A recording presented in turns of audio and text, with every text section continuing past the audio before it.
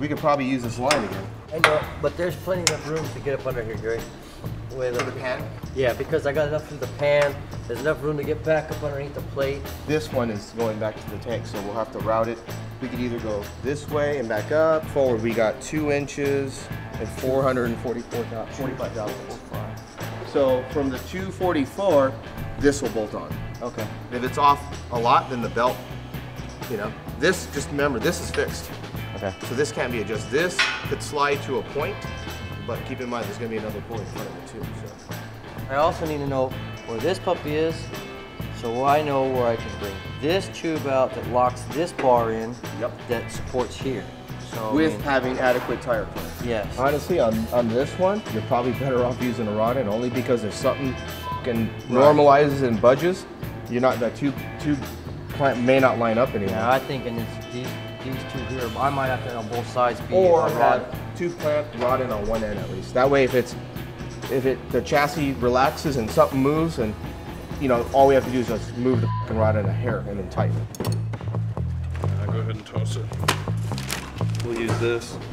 It's got tabs on the bottom of it to hold it from the top if we want to, too.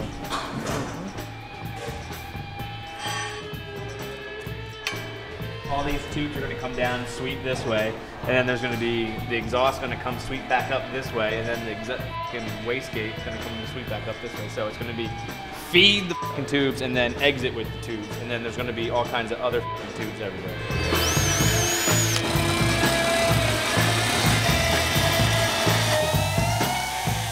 Down, merge, feed it, wastegate will sit up in this area.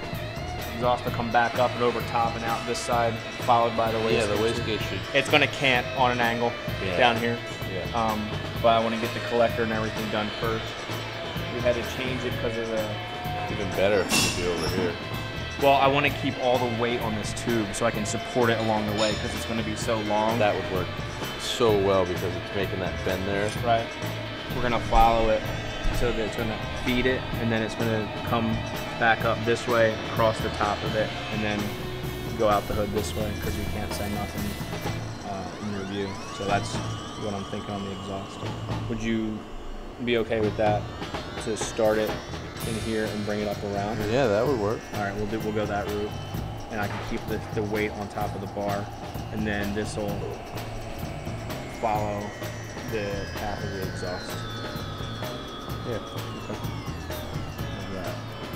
This flange is pretty big. Meljos. So I can bring that pipe and even make tabs maybe to support it on that flange.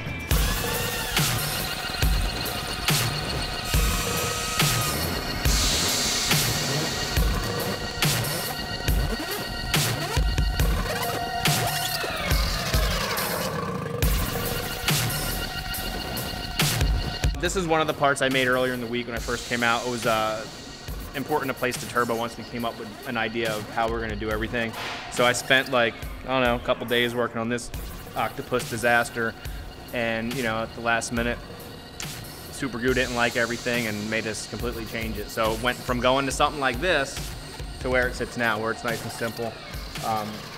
The motor's kicked all the way back instead of being as forward as it was, and basically we kind of fabricated ourselves into a corner, and they didn't like it. They didn't like the whole setup, made us redo it, which is fine. Most people would have just called it a day, gave up, went home for the weekend. Couldn't do it. Me and Chip just, you know, put our heads together, figured it out. So the way we had it before was very clocked forward, leaning almost to the front top hoop here. When we decided to come bring it back out, instead of destroying the motor plate that we had, you know, a machine piece of billet 6061 aluminum that we already had set in place, instead of cutting that apart, destroying it, because there is a possibility, and we are actually working on that right now, to reuse that original piece, came back in and used just a regular old piece of 3/8 plywood. But this way, just mimicked exactly the plate that I had, set it on the table, and just started figuring out how to be able to rotate transmission, motor, get it back to an angle that would work.